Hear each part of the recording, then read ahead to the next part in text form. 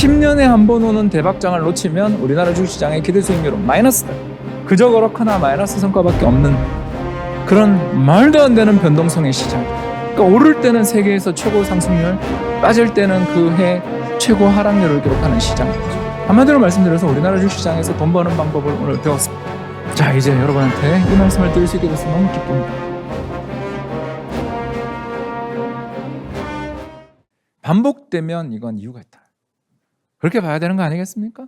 이제 그 이야기를 좀 해보도록 하겠습니다. 자, 첫 번째, 저는 우리나라 주식시장에서 일을 하고 있고, 특히 얼마 전까지도 증권사에서 리서치 팀장 했고, 또 국민연금에서 자산 배분 팀장 그리고 주식 리서치 업무를 했어요. 국내 주식 리서치 업무를 했습니다.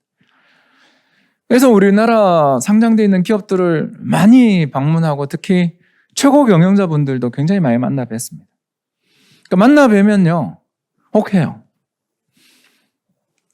예, 혹합니다. 예, 이게 뭘 혹하냐 하면, 그분들이 너무너무 말도 잘하고, 똑똑하고, 말씀을 너무너무 잘하기 때문에 혹합니다. 예, 그런데, 뒤통수를 너무나 많이 맞았어요. 네, 무슨 뒤통수를 맞았냐면요, 약속을 잘합니다. 이제 앞으로 주주들을 위해서 열심히 살겠습니다. 우리 투자자분들, 장기 투자자분들을 유치하기 위해서 배당도 많이 주겠습니다. 주주 중시 경영을 하겠습니다. 그래 놓고 주가 좀 오르잖아요? 그럼 증자를 때려버려요. 증자가 뭐냐고요? 주식을 새로 발행하는 거죠. 금융기관 또는 기업의 최고 경영자 분이나 이런 분들은 우리 회사를 성장시키기 위해서 자금을 조달해야 되는 그런 목적을 가지고 아마 그런 일을 했겠죠. 그런데 이제 문제가 뭐냐면 증자를 때리는 순간 거의 대부분 하한가죠. 왜냐? 주식이 늘어난다는 것은 곧 그 주식의 공급이 늘어나는 거죠. 수요와 공급의 법칙에 따라서 공급 물량이 늘어나게 되면 어떻게 되죠? 여러분도 다 잘 아시는 것처럼 주식 공급 물량들이 늘어나게 되면 어떻게 됩니까? 예, 물량 부담에 우리가 봉착하는 거죠. 그래서 대부분 주식을 유상증자를 했다, 제3자 배정 증자를 했다 그러면 주가 거의 하한가 갑니다. 예, 본부장님이 부르십니다, 저를. 홍 박사, 형, 예. 너 이 회사 지난달에 많이 샀더라? 네. 진짜요. 겪었던 일입니다. 근데 오늘 하한가네? 네. 어떡할 거야? 많이 빠졌는데 그래도 증자 참가해야 되겠죠. 그때 딱 본부장님이 그러십니다. 홍 박사, 우리가 이런 회사를 꼭 투자를 해야 돼? 이거 주가 조금만 오르면 증자를 때려버리는데 증자 이후에 기업의 경영 성과가 잘 난다고 해서 우리한테 과연 보상을 줄까? 이런 식으로 주주를 대상으로 하는 회사에 대해서 굳이 연금이 투자할 필요가 있어? 이런 이야기를 하실 수 있는 거죠. 제가 아까 이야기했던 그 회사에 몇 년 안 다녔는데 나올 때 반성문을 한 1000페이지 쓰고 나왔습니다. 그게 어쩔 수가 없는 게 잘한 거는 인센티브를 주는 걸로 끝나는데 해봤자 인센티브 얼마 안 줍니다. 근데 못한 거는 책임 소재를 분명히 해야 되거든요. 이게 저희들의 어려움이었어요. 근데 우리나라 주식시장의 역사를 살펴보면 너무나 안타깝게도 이런 일이 벌어지는 거죠. 한번 볼까요? 코스피 지수는 우리나라 기업에 상장되어 있는 기업들의 주가입니다. 주가 레벨을 보면 밑에서 박박 기고 있죠. 자, 그런데 예, 이상하지 않아요? 시가총액. 주식 수 곱하기 주가를 나타내는 시가총액은 빨간 선으로 표시되어 있는 건 이거는 300배 늘었다. 주가는 10배, 20배 올랐는데 시가총액이 300배, 400배 올랐다. 뭔 뜻이죠? 네, 주식 가격이 오르기만 하면 증자를 때린다. 그리고 자회사를 상장시킨다. 물적 분할을 한다. CB를 전환한다. CB가 뭐냐면 보통 때는 채권인데요. 주가가 오르는 순간 주식으로 전환될 수 있는 채권이 CB, 컨버터블 본드, 전환사채라고 합니다. 여러분, 이게 엄청나게 물량이 많죠. 그림을 보시는 것처럼 항상 언제 튄다? 자, 99년 1000포인트 넘었죠. 종합주가지수가 외환위기 이후에 1000포인트 넘었던 IT 버블, 아까 제가 투자하다가 그렇게 고생했던 그때, 또 2008년 글로벌 금융위기 직전에 또 난리가 나죠. 갑자기 뜹니다. 그리고 이번에 또. 그러니까 이런 차트들을 보는 순간 우리는 한 가지 일을 알 수 있습니다. 무슨 일이 있다, 우리나라는. 주가가 오르기만 하면 기업들은 증자, 자회사 IPO, 그죠? 상장 공모 또는 전환사채들의 발행을 통해서 자금을 조달하는 데밖에 생각이 없다. 자, 그런데 한 발 더 나가 볼까요, 여러분? 우리가 여러분이 대주주예요. 선생님이랑 제가 대주주예요. 우리 입장에서 알토란 같은 자회사가 있어요. 그냥 카카오페이 합시다. 알토란 같은 회사가 있어요. 뭐 하면 안 되나요? 빅히트 엔터테인먼트가 있습니다. 카카오뱅크가 있습니다. SK바이오팜이 있습니다. 뭐 다 좋죠? 아무튼 내가 가지고 있는 알토란 같은 자회사의 대표님이시고 제가 홀딩 컴퍼니 회장입니다. 자, 어떨 때 우리 상장시킬까? 결정을 할까요? 간단해요. 주식 가격이 급등해서 우리가 생각하는 이거는 받아야 되겠다고 생각되는 가격을 시장에서 오케이 해줄 때 발행하겠죠. 무서운 이야기 아닙니까? 네, 그래서 우리나라는 어떤 일이 벌어진다. 주가가 오르기만 하면 어마어마한 증자 물량, 자회사 신규 상장 물량, 전환사채의 주식 전환이 폭발적으로 이루어져요. 그리고 나면 어떤 일이 벌어지죠? 그 대주주들이 가지고 있던 지분 물량들, 보호의 예수라고 들어보셨는지 모르겠습니다. 상장하자마자 대주주가 주식을 팔 수 없어요. 원래 그건 약속합니다. 근데 한 3달 지나고 몇 달 지나고 나면 보호의 예수, 다시 말해서 대주주의 지분 물량 매도의 기한이 끝나는 순간부터 물량이 쏟아지죠. 자, 지난해부터 올해까지 상장돼서 들어오자마자 우리나라 주식시장에서 시가총액 22, 30위 안에 들어온 기업들이 크래프톤부터 시작해서 한 5개는 될 텐데 그 회사들 중에서 아까 제가 카카오페이 이야기했던 이유는 걔 혼자 올랐거든요. 걔 혼자 공모한 가격보다 비싸게 지금 거래돼요. 근데 그거 말고 공모한 가격보다 비싸게 거래되는 기업들 한번 찾아보시라는 거죠. 이걸 해보고 나면 우리가 알게 되는 거죠. 뭐다? 우리나라 주식시장의 투자자들은 굉장히 죄송하다, 호구가 되고 있다. 이 공적기관에서 하는 이 채널에서 이런 호구 같은 소리를 하고 있으니 저도 참 문제이긴 한데요. 제가 왜 그 회사를 3년 다니고 그냥 나왔는지 아시겠죠? 이런 자유로운 영혼이 반성문만 1000페이지 쓰다가 너무 힘들어가지고 이러다 오래 못 살 것 같다 그래서 나왔습니다, 여러분. 어디 가도 바른 말하고 살다 보니 못 살겠더라고요. 물론 그 회사가 나쁜 회사라는 뜻 아닌 거 아시죠? 그러니까 분위기를 못 맞추는 사람, 이게 접니다. 그래서 계속 분위기를 못 맞출 계획이고요. 여러분들한테 솔직 담백한 강의를 계속 하도록 하겠습니다. 자, 이런 식으로 자회사, 또 물적 분할, 증자, 전환사채 등을 통해서 물량을 마구마구 쏟아내면 자, 어떤 일이 벌어지냐 하면 대주주 지분율이 떨어지죠. 그렇지 않습니까, 여러분? 대주주님이 가지고 계시는 물량이 시장에 다 팔았죠, 그분이? 아까 팔았잖아요. 자회사 상장했죠, 그죠? 여기다가 증자했죠? 자, 아까 반성문 썼던 그 회사 이야기했지 않습니까? 이 수많은 회사들의 그 물량이 쏟아지게 되면 자연스럽게 무슨 일이 벌어지냐면 오너님, 회장님의, 총수님의 지분율이 줄어요. 그 우리나라 얼마냐? 우리나라를 대표하는 64대 기업 집단이 있습니다. 우리나라를 대표하는 64대 기업 집단의 평균적인 총수님의 지분율이 얼마일 것 같습니까? 네, 3%입니다. 정확하게는 3.4인가 3.5인가. 자, 이게 이제 두 번째 문제를 일으킵니다. 기업 입장에서 주가가 오를 때 증자를, IPO를 또는 CB를 통해 자금을 잔뜩 조달하면서 이익이 많이 생기고 또 투자도 많이 한 것까지는 좋은데, 자, 이익이 나는 순간 두 가지 문제가 생기죠. 자, 첫 번째, 자, 우리 회사가 그냥 가정입니다. 1조 이익이 났다. 기분 좋죠? 1조 이익이 났다. 자, 배당하자. 가능한 이야기죠? 그럼 1조 이익이 났네? 그러면 대주주님 지분이 3%? 300억이에요. 나머지 9,700억은 다른 사람한테 가죠? 일단 벌써 기분이가 조금 안 좋아지겠죠? 뭐냐면 내 회사라고 생각하실 테니까 그분 이야기했잖아요. 오너 CEO. 그죠? 회장 총수님들. 자, 그럼 두 번째. 그걸로 끝납니까? 아니죠.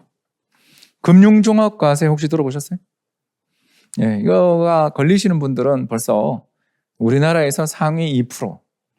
갑자기 종부세가 떠오르는데 아무튼 금융종합과세가 뭐냐면 연간 2천만 원 이상의 배당 및 이자 소득을 받는 그런 사람들을 대상으로 해서 고율의 세금을 때리는 게 금융종합과세입니다. 그래서 금융종합과세의 최대 세금 세율이 얼마냐?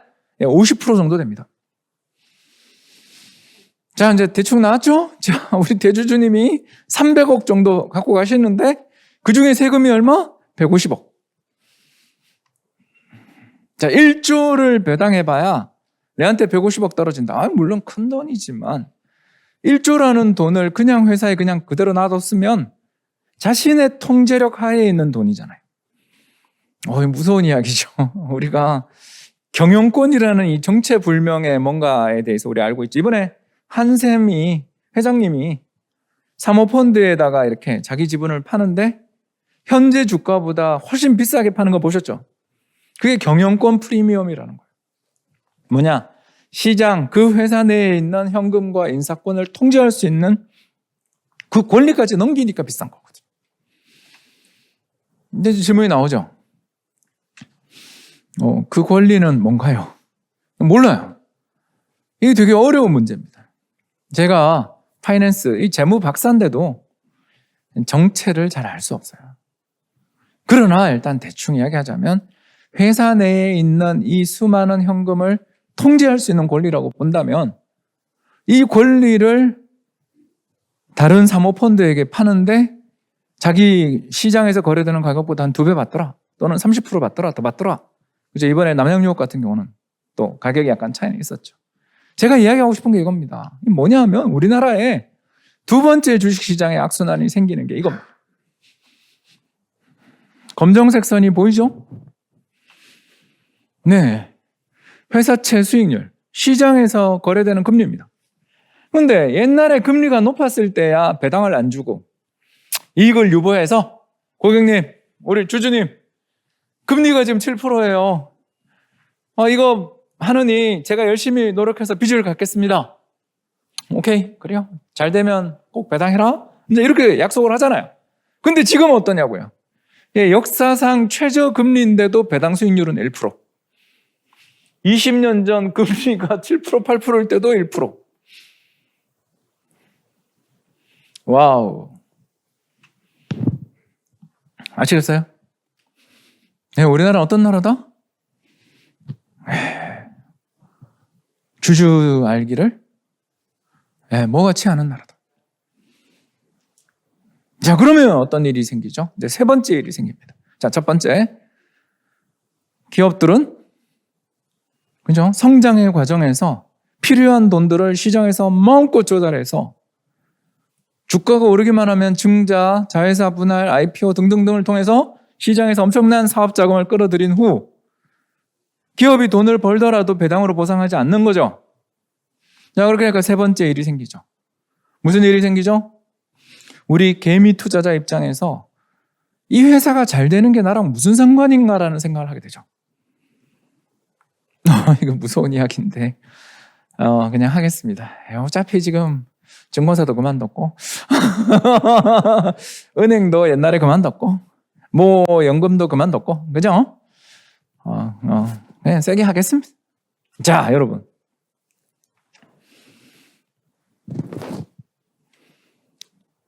주가가 실적이랑 같이 가는 건 맞는데 왜 같이 가야 되냐에 대한 설명은 어려워요. 자, 어떤 회사가 있어요. 아까 이야기했던 1조짜리 이익을 내는 어마어마하게 좋은 회사입니다. 뭐 증권사겠죠, 그죠? 아까 9개월 만에 1조 이익이 난 회사 이야기를 했으니까 우리나라의 몇몇 대형 증권사를 가정해 봅시다. 자, 증권사를 가지고 있고 그 회사가 엄청나게 이익을 났는데도 왜 주가가 안 오를까? 아까 이야기했죠? 이제 두 가지 이유가 있는 것 같다라는 거죠, 제가 봐서는.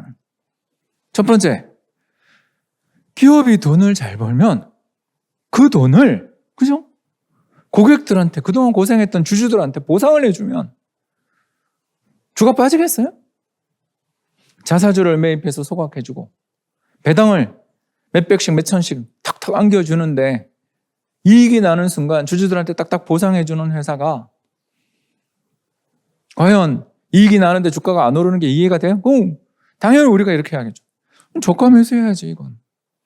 배당이 얼만데 자사주 매입할 금액이 얼만데 이거 왜 안 사냐? 이렇게 된다.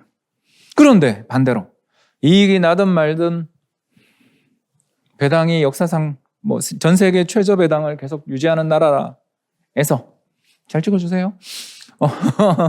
그런 나라에서 이익이 나든 말든 그게 우리 인생이랑 뭔 상관이 있어요? 그렇지 않습니까? 우리나라에서 왜 가치 투자가 안 먹히는가에 대해서 이야기하는 거죠. 왜 그럴까요? 또 다른 이유가 하나 더 있습니다. 그건 바로 상속세율 때문에 그렇죠. 주가를 떨어뜨려야 상속하기 편하니까. 자, 이런 일들이 겹쳐지니까 투자자들이 어떤 생각을 하게 되죠? 그냥 단타를 치는 게 너무나 당연한 거죠. 이 회사가 잘 되는 게 나의 주식 수익률하고 아무 상관이 없으니까. 그러면 어떻게 해야 되죠? 대통령 누구랑 친하대? 대통령하고 일가부치래. 거기랑 같이 대학 나왔대. 예를 들어서. 이런 테마가 시장을 지배하게 되는 거죠. 요즘은 뭡니까? NFT, 메타버스 이런만 들어가는 순간 주가가 제가 아까 잠깐 다른 데서 이야기하다 왔는데 NC 주가 한번 보세요. 이게 리니지 W가 잘 되냐 안 되냐의 문제가 아니라 메타버스냐 아니냐로 주가가 움직인다. 왜 우리나라 시장은 이렇게 위아래로 출렁출렁거리는가에 대한 답이 이제 대충 나왔죠. 이렇게 되니까 우리 투자자들이 단타를 치게 됩니다. 그래서 단타를 치는 거죠. 자, 그러면 단타를 치면 또 다른 문제가 또 생깁니다. 자, 여러분, 우리 아까 둘이 대주주였죠? 여기 우리 대주주예요? 자, 우리 대주주들 입장에서 주주 알기를 뭐처럼 보게 되죠? 지나가는 강아지 보듯 하겠죠. 왜냐고요? 7일짜리 주주를 신경 쓸 필요가 있어요? 평균 7일이잖아요. 그러니까 우리 회사 주인인 건 맞는데 7일짜리 주인이잖아요. 그러면 여러분한테 잘해줄 이유가? 없죠. 손님인데 그냥 왔다 가시는 분들인데 내가 굳이 우리 회사와 함께 장시간 같은 시간을 보내면서 갑자기 김건모의 죄송합니다. 아무튼 노래가 나올 것 같은데 오랜 시간을 보내며 생사고락을 나눈 사이가 아니라 잠깐 왔다 가는 손님한테 잘해줄 이유가 없죠. 점점 우리나라 주식시장이 정체가 나옵니다. 자, 그러면 어떻게 되냐 이렇게 되는 거죠. 이 차트를 이해하는 것만으로도 여러분은 이제 돈을 벌 수 있게 됩니다. 저는 정말 오늘 강의는 두 번째 시간에는 또 차트가 하나 더 있고요. 아무튼 이 첫 시간은 이걸 보여드리기 위해서 지금까지 떠들었습니다. 이 차트가 뭐냐면요. 1980년대 초반 이후에 지금까지 만 41년 동안의 우리나라 주식시장의 수익률이 어떻게 움직였는지를 측정한 겁니다. 즉 도수분포표라고 우리 초등학교 다닐 때 배웠던 겁니다. 모는 종이에다가 그래프 이렇게 그리잖아요. 제일 자주 출현하는 것은 막대가 길게, 가끔 출현하는 것은 짧게. 그죠? 이게 도수분포표. 그래서 우리 이렇게 주사위 돌릴 때 숫자가 몇 개가 나올 확률 이런 거 하잖아요. 그러다가 두 개를 같이 돌리면 이런 식으로 이걸 측정하는 것들을 했습니다. 자, 그러면 우리나라에서 주식시장에서 가장 자주 출현하는 수익률은 몇 프로냐? 마이너스 10%. 진짜. 네, 그리고 두 번째. 평균 주변에서 뭔가 종을 만들고 산을 만들고 하는 개념 따위는 없죠. 뭐다? 쌍봉이다. 여기 한 번, 여기 한 번 봉우리가 두 개 있죠. 우리나라 주식시장은 어떤 시장이다? all or nothing. 10년 중에 4년에서 5년 정도 마이너스 수익이 나는 시장이에요. 진짜입니다. 두 번 투자하면 2년 투자하면 한 해는 마이너스가 나는 거죠. 작년 플러스니까 올해는 마이너스. 확률을 정말 그렇게 계산해도 되는지 저도 잘 모르겠습니다만 올해 우리나라 주식 투자자들의 대부분 평균 수익률이 마이너스 나는 건 당연한 이야기야. 2년 연속 주가 상승한다. 이거 잘 없다. 그런 거 기대하면 안 된다. 그러면 질문이 나옵니다. 박사님, 우리나라 지난 40년 동안 주식시장의 수익률 분포를 보니까 개판인데, 쌍봉이잖아요. 개판인데 all or nothing. 그죠? 그리고 10년 중에 4년, 5년은 마이너스 성과가 나는 정말 투자해가지고 버티기 정말 힘든 시장인데 이런 시장에서 어떻게 연평균 수익률 8%니 7%니 그런 이야기 하는 건 말이 됩니까? 그건 질문이 나눠야 되는 거 아니에요? 이 답이 나오죠. 여기. 네, 팻테일까지 왔습니다. 그러니까 꼬리가 두껍다라는 뜻입니다. 뭐냐? 100% 수익이 비슷하게 나는 해가 지난 40년 동안 4번 있었다. 이게 무슨 말이냐? 10년에 한 번 오는 대박장을 놓치면 우리나라 주식시장의 기대 수익률은 마이너스다. 왜? 아까 이야기했잖아요. 10년 중에 4번 내지 5번이 마이너스니까 이 4번 빼면 사실 완전 기대 수익률 마이너스. 10년에 한 번 오는 대박장을 놓치면 우리나라 주식시장은 그저 그렇거나 마이너스 성과밖에 없는 그런 말도 안 되는 변동성의 시장이다. 왜 그랬죠? 아까 이야기했잖아요. 주주 중시 경영은 없고 대주주 지분율들이 대단히 낮고 배당 수익률 엄청 낮으며 개인들은 이런 정책 스탠스, 우리 기업들의 태도에 절망하고 실망해서 장기 투자보다는 단타를 치는. 그러니까 주가가 많이 빠지면 야 이게 싸다 하고 저가 매수가 들어오기보다 야 모멘텀이 꺾였다. 일단 손절하고 보자. 이게 우선이 되는 시장에서 나락이 없는 거죠. 저가 매수 이런 게 힘든 시장인 거죠. 그러니까 오를 때는 세계에서 최고 상승률, 빠질 때는 그 해 최고 하락률을 기록하는 시장인 거죠. 그러면 자, 이 4번이 언제냐? 여러분한테 오늘 선물로 드리려고 준비해 온 거죠. 자, 이거 언제냐? 1999년. 벌써 우리는 감이 옵니다. 외환위기 다음에? 오케이. 외환위기 다음 해가 우리나라 역사상 주가 상승률 1위. 자, 그 다음, 여기 2009년. 이 글로벌 금융위기 다음에. 이제 우리 점점 감이 온다, 그죠? 여기. 언제? 올해. 그죠? 작년 올해죠. 그러니까 작년 평균 주가 대비 올해 평균 주가가 높으니까. 그러니까 코로나 팬데믹 다음에. 또 하나 더 있죠? 5%니까 하나 더 있겠죠? 요놈은 또 언제일까요? 1984년. 뭐죠? 아웅산 폭탄 테러 다음에. 이런 일이 있었습니다. 여러분 모르셔도 되는데 저희 같은 아재들은 생생하게 기억합니다. 김재익 청와대 경제수석을 비롯한 한국의 수많은 관료가 폭탄 테러 영향으로 바로 한 방에 돌아가셨던 그날입니다. 이때 전두환 대통령이 탔던 차가 뭐 고장인지 뭔가 행사 장애 때문에 5분 늦게 도착하는 바람에 대통령을 잃지 않고 만약 그때 대통령이 돌아가셨으면 전쟁 났을 수도 있겠죠. 우리나라 역사상 전쟁이 가장 임박했던 4번의 해 중에 한 번이라고 이렇게 이야기합니다. 나머지 3번은 언제냐고요? 1990년대 초반 페리 특사 뭐 이런 이야기 혹시 기억나시는지 모르겠습니다. 북한 핵 개발을 저지하기 위한 폭격 시도들이 준비되고 있었던 시기. 그래서 카터가 북한 가서 어떻게 평화협정 비슷한 걸 만들어내고 캐도 만들고 그랬던 시기가 있고 또 그 전이 혹시 미류나무 도끼 만행 사건 혹시 그 전에 또 푸에블로호 사건 뭐 이런 등등의 사건들이 우리나라에 어마어마한 전쟁의 위기를 줬는데 문제는 아까 이야기했던 시기들이 대부분 주가 지수가 우리나라가 코스피 지수가 생긴 게 1980년이라 그 이전 지수라서 작성 안 한 것뿐이고요. 한마디로 말씀드려서 우리나라 주식시장에서 돈 버는 방법을 오늘 배웠습니다. 자, 이제 여러분한테 이 말씀을 드릴 수 있게 돼서 너무 기쁩니다. 자, 우리나라 주식은 어떻게 투자해야 된다? 시장이 피바다가 될 때 들어가야 된다. 나라가 망한다 그러고 9시 뉴스에 외환위기, 경제 파산, 국가 파산, 붕괴 같은 이야기가 나올 때 감사합니다 하고 들어가야 돼요. 그러지 않으면 돈을 벌기 어려워. 난이도 극상의 시장이다. 게임으로 이야기하자면 들어가자마자 바로 그렇게 되는.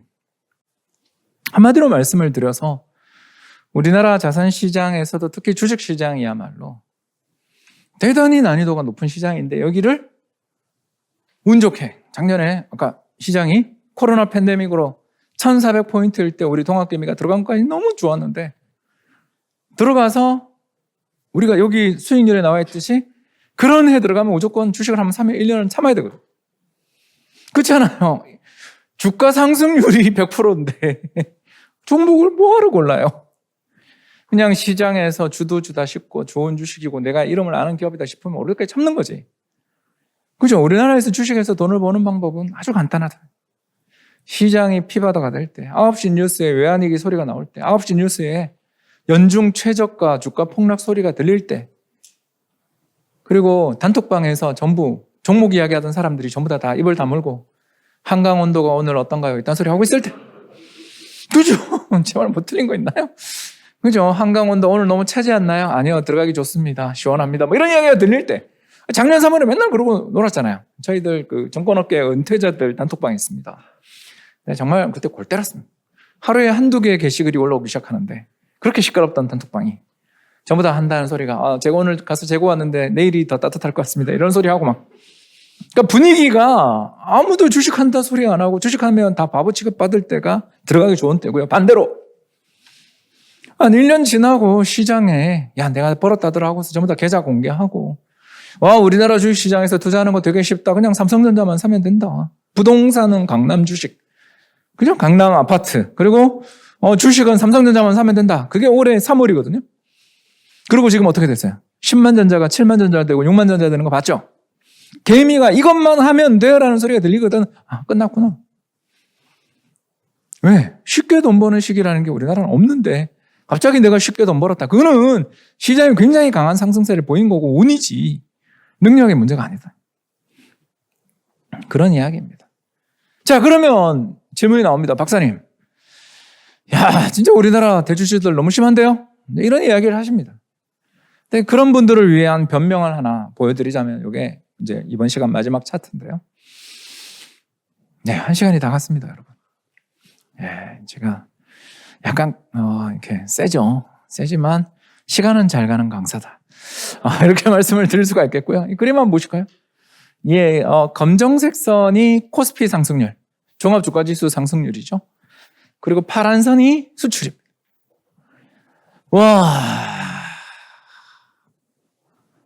예, 우리나라 주식시장에서 투자하기가 왜 그렇게 어려운지를 이제 알았습니다. 주가랑 수출은 똑같이 가죠. 그래서 수출이 박살날 때 주가도 박살납니다. 그리고 수출이 급증할 때 주가도 급등합니다.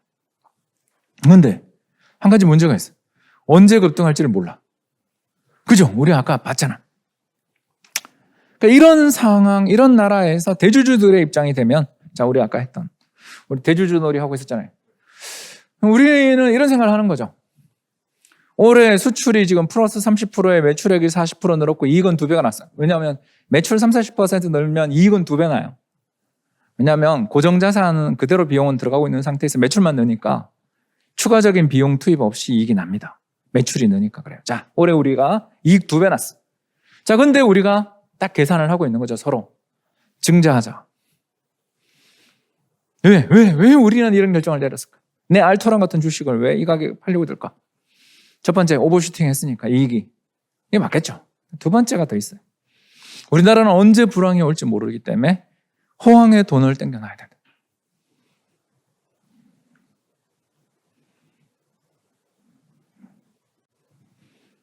이야기 한번 할까요?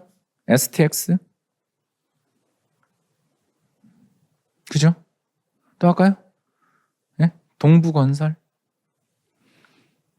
그리고 동양시멘트. 한진해운, 대우조선해양. 굉장히 좋은 회사들이었지만 지금 어떻게 됐죠? 굉장히 어려움을 겪거나 법정 관리를 받거나 산업은행의 관리를 받거나 혹은 어떻게 M&A 중이죠. 이 회사가 나쁜 회사라서 그렇게 망했다? 그럴 수도 있어요.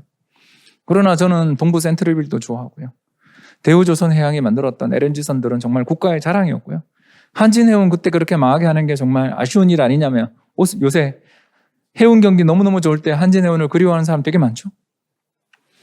굉장히 좋은 회사들인데 왜 망했죠? 불황에 돈이 없어서 망했죠. 그러니까 이걸 재벌들이 다 봤어요. 최고 경진이 다 봤어요. 그럼 우리는 어떤 생각을 하죠? 다음에 올 불황을 대비해 돈을 비축하자. 그래서 자회사를 증자하고 상장 공모하고 자회사 물적 분할하고 시비 발행을 해서 호황에 잔뜩 돈을 땡기려고 하고, 그리고 그 돈을 들고 있다가 불황이 왔을 때 수출 증가율 마이너스 30%, 40%, 30%가 자주 오잖아요. 이때 투자를 해서 내가 세상을 지배해 보겠다.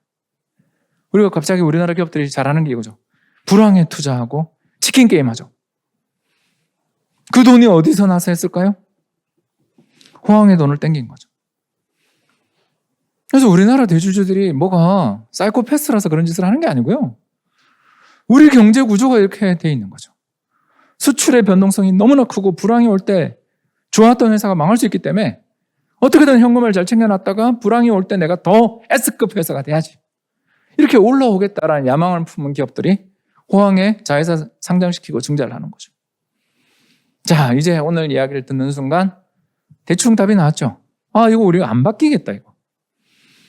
이 경제 구조 하에서 이 주식시장의 특성을 생각해 볼 때 앞으로도 굉장히 변동성이 클 것 같고, 시장이 굉장히 어려워지는 시기에 뭔가 투자를 해야 될 것 같다라는 그런 감은 이제 오게 되는 거죠. 그리고 우리나라 시장에서는 단타 그렇게 너무 좋아하면 지속성도 없고 먹기도 힘들고 수익도 안 나는 경우가 많으니 수출 통계를 비롯한 이런 우리나라의 경제 지표들을 잘 봐야 되겠다라는 교훈을 얻게 되는 거죠. 다음 시간에는 어떻게 해야 이걸 전망할 수 있는가? 또 이런 전망들이 정말 어렵다 싶을 때는 어떻게 우리가 좀 자산을 배분해야 되는가에 대해서 말씀드릴 것을 약속드리며 잠깐 쉬도록 하겠습니다. 경청해 주셔서 대단히 감사합니다.